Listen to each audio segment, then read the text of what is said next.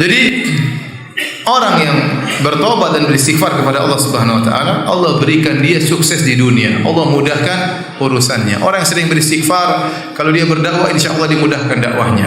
Kalau dia seorang pedagang insyaallah dimudahkan dagangnya ya. Kalau dia berniat menjalankan sunnah, insyaallah dimudahkan menjalankan sunnahnya. Sampai saya bercanda kepada sebagian teman, ente selalu gagal poligami karena banyak maksiat, kurang istighfar. Bercanda ibu-ibu ya enggak? Kalau ente ditolak, astagfirullah, biar diterima. Intinya semua problematika ini karena apa? Karena dosa.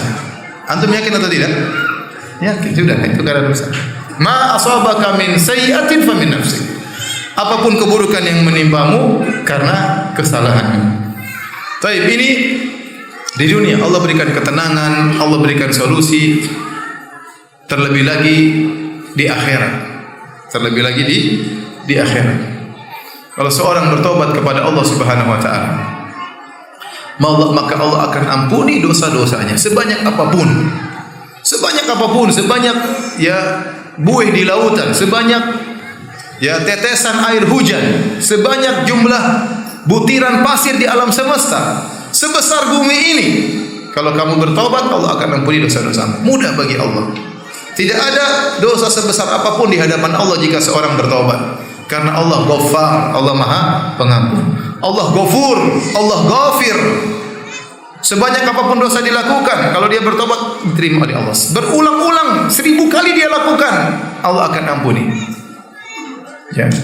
Karena Allah Maha Pengampun dengan cara dia bertobat. Makanya taubat ini adalah ibadah mungkin sangat dibenci oleh iblis. Kenapa iblis? Bayangkan kalau ada iblis ya, iblis menggoda seorang. Orang ini mungkin sudah bermaksiat 80 tahun mungkin. Dari sejak lahir maksiat. maksiat 80 tahun.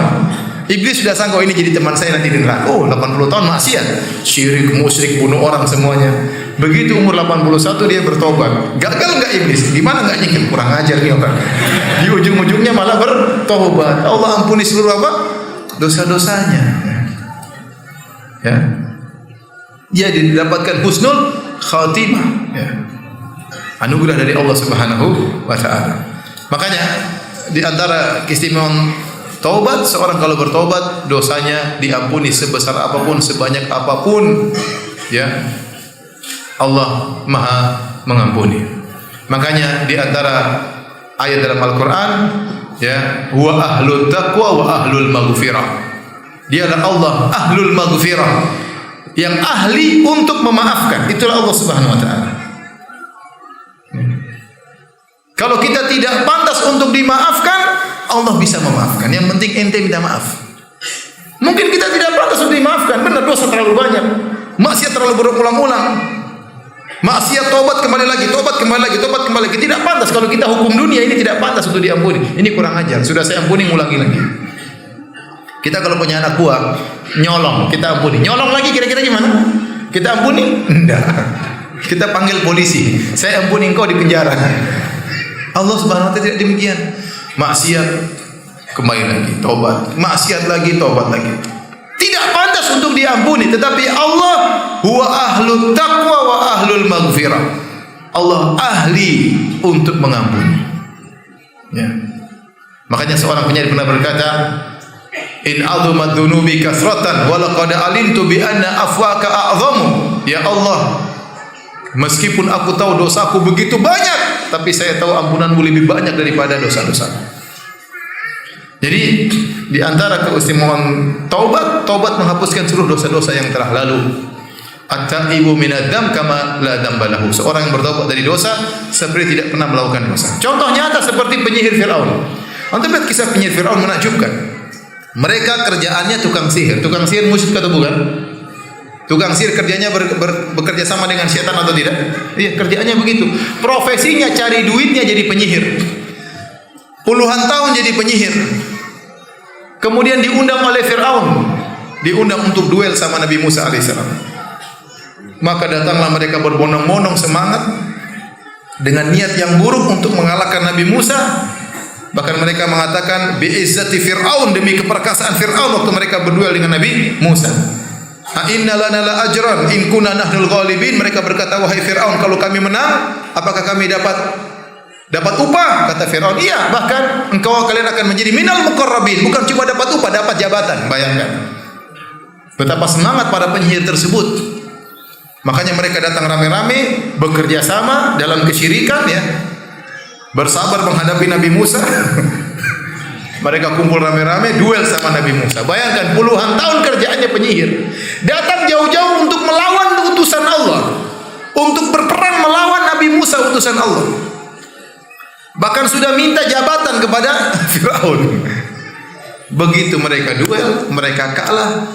Fa'ulqiyas saharatu sujada. Mereka langsung sujud. Bayangkan. Kemudian mereka bertobat. Mereka tidak beriman lama. Tidak sampai 1 siang mereka beriman.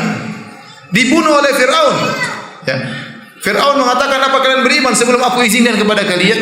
Aku akan bunuh kalian. Kata mereka, faqdi ma antaqa. Silakan lakukan apa yang engkau hendak lakukan. Inna ma hadhil hayatud dunya. Kehidupan ini cuma kehidupan apa? Dunia. Kami ingin diampuni oleh Allah Subhanahu wa taala. Mereka meninggal husnul khatimah setelah sekian puluh tahun dalam kesyirikan. Ini yang buat iblis jengkel seperti ini. Waduh, sudah gagal. Sudah selama ini saya goda dia, ternyata di ujungnya dia bertobat kepada Allah Subhanahu wa taala. Ustaz, kalau gitu saya juga begitu, Ustaz. Ente tengah-tengah maksiat tewas, repot. Berhasil iblis. Berhasil. Ya, saya auzubillah, sebagian orang berzina, nantilah saya bertobat, nantilah. Begitu sedang berzina, jantungan terus tewas. Seorang nonton film porno, nantilah saya bertobat habis ini. Lagi 2 seri, 3 seri. Kalau lagi nonton tewas, coba masa. Waliyadzubillah. Tidak sempat bertobat. Kita enggak tahu kapan Allah cabut nyawa kita. Oleh karenanya di antara keistimewaan tobat di akhirat, kalau seorang sudah bertobat, semua dosanya diampuni oleh Allah Subhanahu wa taala sebesar apapun dosa tersebut. Kemudian bukan cuma itu. Allah kasih bonus. Allah berfirman, Ya ayyuhalladzina amanu tubu ilallahi taubatan nasuha. Asa rabbukum ayyukaffira ankum min sayyi'atikum. Wahai orang beriman, bertobatlah kepada Rabb kalian dengan tobat yang nasuha. Niscaya Allah akan mengampuni dosa-dosa kalian. Ini sudah kita bahas tadi, poin pertama. Diampuni dosa-dosa sebesar apapun, sebanyak apapun. Asa rabbukum ayyukaffira ankum min sayyi'atikum. Semoga Allah mengampuni dosa-dosa kalian. Apakah titik? Belum, masih koma. Ternyata Allah kasih bonus. Wa yudkhilakum jannatin tajri min tahtihal anhar. Dan Allah akan masukkan kalian ke dalam surga yang mengalir di bawahnya sungai-sungai. Apakah ada yang lebih baik daripada Allah Subhanahu wa taala? Untuk manusia tidak bisa seperti itu. Apakah ada orang yang pernah Anda bersalah kepadanya, Anda zalimi, Anda pukuli, Anda maki-maki dia, setelah itu Anda bertobat, ya akhi, saya dulu mukul kamu, saya curi barangmu, saya minta maaf. Kemudian dia bilang, iya, saya maafkan engkau, dan ini mobil hadiah buat engkau. Ada yang seperti itu? Nggak ada. Nggak ada. Kebanyakan orang, ya ente memang brengsek, ente memang kurang ajar, tapi sudah maafkan. Ya. Allah, tatkala Anda bermaksiat kepada Allah, durhaka kepada Allah, setelah Allah berikan berbagai macam nikmat kepada Anda, nikmat pandangan, nikmat kesehatan, nikmat berbicara, nikmat pernikahan, nikmat istri, nikmat anak, nikmat berbagai macam kenikmatan, Anda bermaksiat, membangkang perintahnya, durhaka atas perintahnya, kemudian Anda kembali kepada Allah, Allah ampuni segala kesalahan tersebut tanpa mencela Anda, tanpa memaki Anda. Dan tidak perlu dilihat oleh banyak orang. Anda sendirian, Anda silakan bermunajat kepada Allah. Sungguh maha indah Allah Subhanahu wa taala. Sungguh maha baik Allah Subhanahu wa taala. Kita kalau minta maaf sama orang, betapa banyak pertanyaan kepada saya, Ustaz, saya minta maaf, orang yang tidak memaafkan saya. Padahal kesalahannya sepele. Itu pun dia tidak memaafkan. Dia bilang, saya tidak maafkan kau, saya tuntut hari kiamat nanti. Gimana Ustaz? Betapa banyak saya ditanya demikian, menunjukkan manusia susah memaafkan. Itu tidak. Kesalahannya sepele, padahal bukan bunuh anaknya, bukan nyuri barangnya, enggak, pengen salah ngomong, salah kata-kata, itu pun minta maaf, tidak memaafkan. Kadang kita harus mengemis-ngemis, kadang kita harus merendahkan diri, itu pun tidak dimaafkan. Kalau Allah, ente tinggal bangun malam, ente curhat kepada Allah, Allah selalu mendengar, maha mendengar. Ente mau berhenti terserah ente, mau lanjutkan silakan. Tidak usah menyusun kata-kata sebagaimana kita mau ketemu dengan bupati, mau ketemu dengan presiden, susun kata-kata semalam suntuk enggak bisa tidur. Ente ketemu Allah, biarkan mengalir dari hati Anda. dalam sujud minta ampun kepada Allah. Apakah Allah mencela? Tidak sama sekali. Apakah Allah menghardik? Tiba-tiba datang halilintar. Makanya saya sudah bilang jangan macam-macam. Enggak ada. Enggak ada. Ente tinggal minta maaf, tinggal menangis di depan Allah, semuanya telah selesai.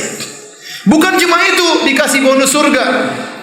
Saya bilang tadi tidak ada manusia yang minta maaf sama dia, kemudian dia bilang, "Ya, saya maafkan kamu dan ini rumah buat kamu." Enggak ada. Ini cewek cantik buat kamu, apa lagi? Ini Allah, ente salah, ente minta maaf, ente diampuni, dikasih surga, dikasih istana, dikasih bidadari. Apalagi yang kurang? Apalagi kurang baiknya Allah Subhanahu wa taala. Maka sungguh benar perkataan Nabi SAW, "Lallahu arhamu bi ibadihi min hadhi bi waladiha." Sungguh Allah lebih sayang kepada hambanya daripada seorang ibu terhadap anaknya. Bahkan seorang anak waktu salah sama orang tuanya, sama ibunya, terkadang ibunya tidak memaafkan. Terkadang ibunya marah dulu, terkadang ibunya maki dulu baru memaafkan. Itu ibunya sendiri. Allah tidak pernah begitu. Allah tidak pernah begitu. Biar Anda tahu bahwasanya Anda memiliki Tuhan yang sangat sayang kepada Anda. Jadi orang kalau bertobat kepada Allah di akhirat, diampuni dosa-dosanya, bahkan dikasih bonus surga oleh Allah Subhanahu wa taala. Bahkan ditinggikan derajatnya. Makanya dalam ayat kata Allah Subhanahu wa taala, ya illa man tab. Coba Allah bercerita tentang orang pelaku dosa besar. Kata Allah, walladzina la yad'una ma'allahi ilahan akhar wa la yaqtulun nafsa allati harramallahu illa bil haqq wa la yaznun. Ini 3 dosa paling besar. Dan orang-orang yang tidak berbuat kesyirikan, dan orang-orang tidak membunuh orang lain, dan orang-orang tidak berzina. Wa may yaf'al dzalika yalqa athama. Barang siapa melakukan dosa ini, syirik kepada Allah, berzina, membunuh orang, yalqa athama, dia akan mendapatkan dosanya pada hari kiamat. Yudha'af lahul adabu yaumal qiyamah. Maka pada hari kiamat dia akan dilipat gandakan dosanya. Siksaannya akan dilipat gandakan. Dikekalkan dalam neraka jahanam. Setelah itu Allah mengatakan illa man taba, kecuali orang yang bertobat, wa amana wa amila amalan salihan, kemudian dia beriman dan beramal saleh. Kata Allah, fa ulaika yubaddilullahu sayyi'atihim hasanat. Mereka ini dosa-dosanya dirubah menjadi kebaikan. Bayangkan, maksiatnya dirubah jadi pahala. Apa yang lebih indah daripada ini? Apalagi yang lebih baik daripada ini? Maka kalau Anda ingin sukses dunia maupun di akhirat, perbanyak bertobat kepada Allah Subhanahu wa taala. Maka saya ingatkan para hadirin, ya, kita diajarkan oleh Nabi sallallahu alaihi wasallam istighfar di pagi hari, petang hari. Anda boleh istighfar 100 kali di pagi hari, istighfar 100 kali di petang hari. Anda bisa baca doa sayyidul istighfar di pagi hari dan petang hari. Habis salat kita istighfar, astaghfirullah, astaghfirullah, astaghfirullah. Habis salat malam, wabil ashari hum yastaghfirun. Dan di waktu sahur mereka beristighfar. Itu kebiasaan orang-orang soleh, selalu banyak istighfar kepada Allah Subhanahu wa taala.